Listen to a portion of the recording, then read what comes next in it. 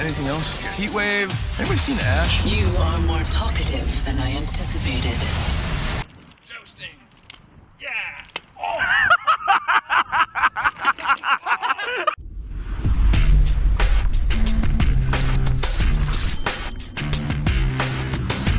Hey everyone, Thordan Smash here, and I hope you're all having a great Saturday. Today we are going to be talking about what's going on with the new collection event dropping Tuesday, and why there weren't as many buffs and nerfs as we thought, especially with the meta in a weird direction right now.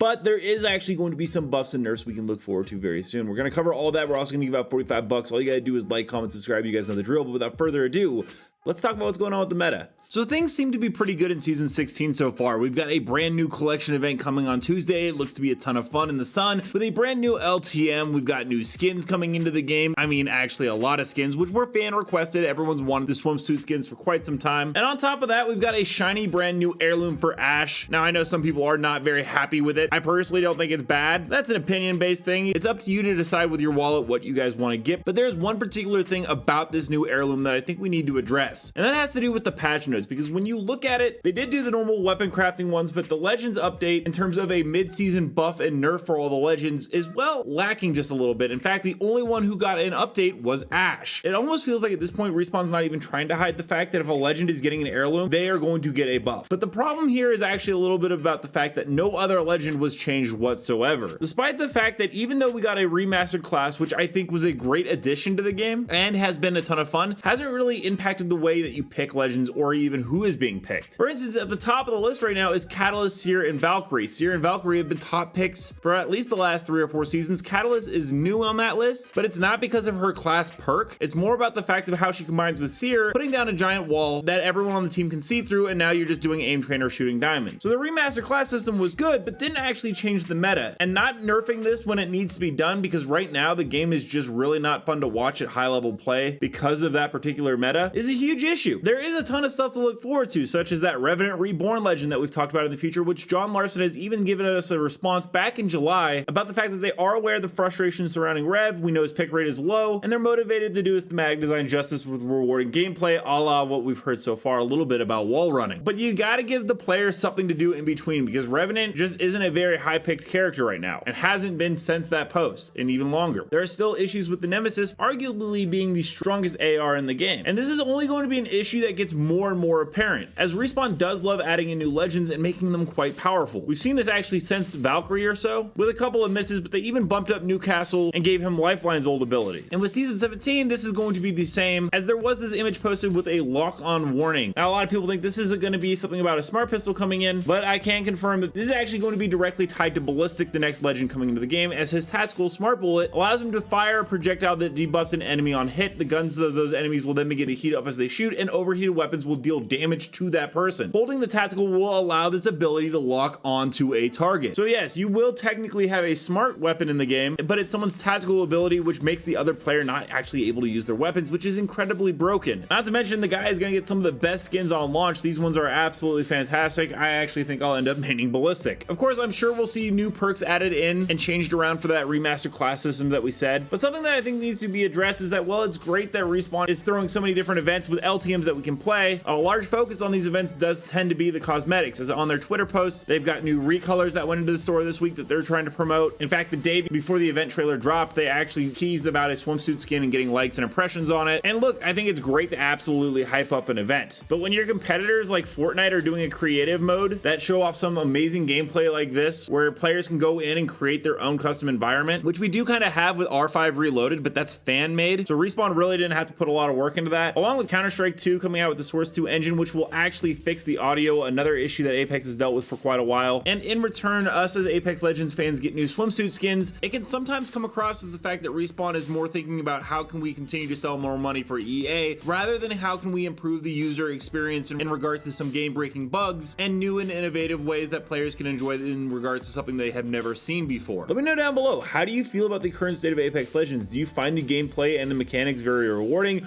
or are you a little frustrated with everyone running what seems to be the same Legends over and over again? And until next time, Legends, keep slaying the Outlands. I'll see you out there.